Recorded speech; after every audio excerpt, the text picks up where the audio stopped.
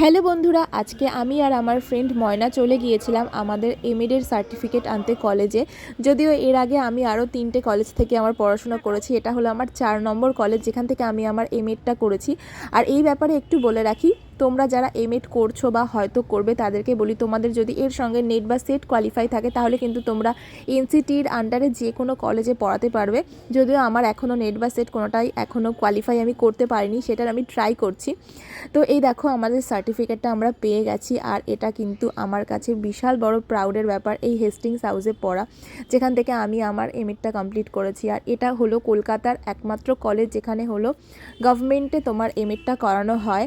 আর এখানে চান্স পাওয়াটাও একটা খুবই একটু কষ্টকর ব্যাপার। তো যাই হোক, অনেক কিছু বললাম।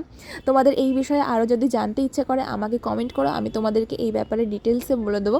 তো যাই হোক, এরপরে আমরা বাড়ি চলে গিয়েছিলাম এই বাচ্চাটাকে মেট্রোর মধ্যে টাটা করে, তারপর বেশ কিছু বই কিনে